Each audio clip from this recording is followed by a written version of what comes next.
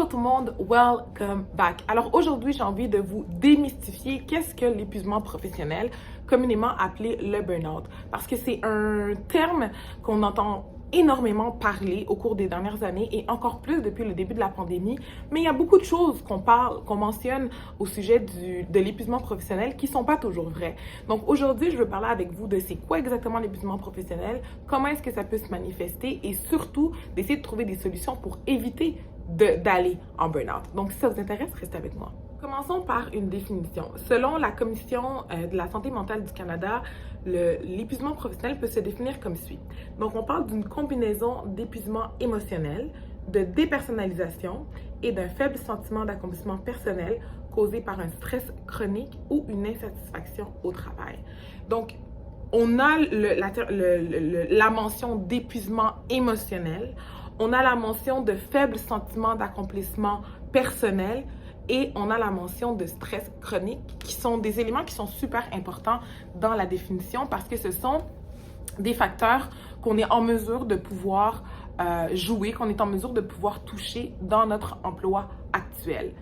Mais avant de tomber déjà dans notre piste de solution, il faut savoir que l'épuisement professionnel au Canada, avant la pandémie, ça touchait environ 25% des Canadiens. Ça, c'est une personne sur 4. Et depuis le début de la pandémie, ça tournerait autour de 33% des personnes qui seraient touchées par un épuisement professionnel.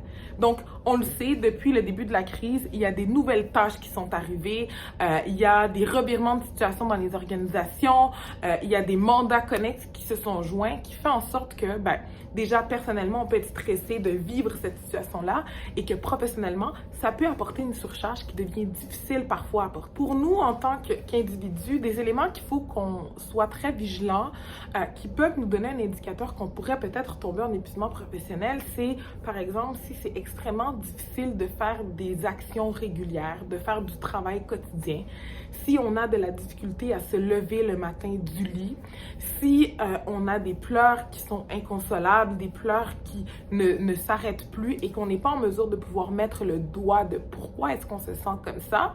Puis dans l'organisation, ça va se matérialiser par une diminution de la performance, par une augmentation du présentéisme qui est difficile de voir de façon très rapide, mais c'est comme ça que ça va se manifester. Une augmentation de l'absentéisme, donc ça, on est en mesure de pouvoir voir des données, de voir des statistiques.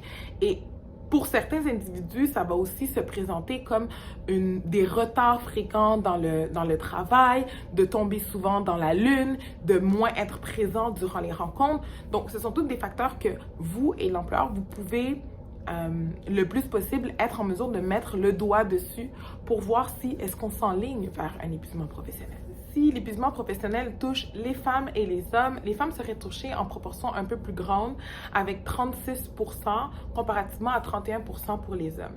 L'écart de 5% pourrait s'expliquer notamment parce que les femmes encore aujourd'hui sont responsables de la majorité des tâches à la maison, des tâches domestiques comme la préparation des repas, la lessive et des tâches qui touchent aux enfants. Donc, de jumeler la responsabilité familiale ainsi que la responsabilité et l'augmentation des mandats potentiels au travail pourrait expliquer cet écart de 5% entre les hommes et les femmes. Ensuite, une autre statistique qui est vraiment intéressante, c'est de savoir que les personnes entre 25 et 54 ans sont touchées beaucoup plus grandement que les personnes de 55 ans et plus. Donc, on parle d'une différence de 37% versus 28%. C'est quand même 9 points d'écart entre les deux. Les dangers de ne pas écouter les symptômes et de tomber en épuisement professionnel peuvent être nombreux, mais pour l'imager et faire ça simple, c'est comme si on avait une assiette et puis que dans notre assiette, il y avait une ou deux fissures. Donc, s'il y a une ou deux fissures, on peut décider de mettre de la colle, puis de continuer à utiliser l'assiette. L'assiette peut aller au micro-ondes, l'assiette peut avoir des aliments à l'intérieur, on peut continuer à les utiliser. Mais cette assiette-là, elle va rester toujours plus fragile qu'une assiette qui n'a pas de fissure. Là-dessus, on est d'accord. Et jamais on va être en mesure de pouvoir effacer ces fissures-là. Mais l'épuisement professionnel, c'est exactement la même chose. Donc, c'est d'avoir un bris, d'avoir été brisé, puis de revenir au travail après. Vous serez capable de revenir au travail. Vous serez en mesure d'accomplir vos tâches, d'accomplir votre travail au quotidien, d'accomplir vos mandats et de vous épanouir. Ça, c'est sûr et certain. Mais il y aura toujours une fissure pour laquelle il faudra faire attention et on sera toujours plus fragilisé qu'une personne qui n'a pas vécu un épuisement professionnel. Donc, c'est super, super, super, super, super important de vouloir éviter justement d'écouter notre corps, d'écouter les signes, de consulter lorsque c'est nécessaire pour ne pas en arriver à ça. Maintenant, comment l'éviter? Truc numéro 1, il faut apprendre et réapprendre à prioriser. Si on occupe un poste à temps plein, si on a une charge pleine dans une organisation, c'est parce qu'il y a du travail. Et donc, il y aura du travail demain, et après-demain, et le surlendemain, et après, et après, et après. Donc, c'est impossible de tout finir dans un laps de temps vraiment restreint. Puis ça, je sais vraiment que c'est difficile parce que quand on a à cœur notre travail, quand on voit la situation dans notre organisation se trouve, quand on voit les personnes qu'on veut aider à l'interne, on voit les clients potentiels, on se dit on veut donner plus, until it's too late. Donc, il faut prêter une attention puis s'assurer vraiment de reprioriser. Ça va nous permettre deux choses. La première, c'est de savoir qu'est-ce qui est réellement important et urgent et qu'est-ce qu'on peut laisser qui n'est pas important, qui n'est pas urgent, qui serait un nice to have, mais que ce n'est pas obligatoire maintenant. Et deuxièmement, ce que ça permet aussi, ça permet de monter un business case pour aller présenter à son gestionnaire et de dire, listen, si on veut accomplir toute cette liste de tâches-là, moi, en fonction de mes heures de travail, de ce que je suis capable de donner, je peux faire ça, mais ça ici, I can't. Et puis là, ça va lui permettre de justement avoir une belle visibilité pour vous donner de l'aide si c'est possible pour l'organisation ou pour accepter qu'il y a certaines choses qu'on va laisser.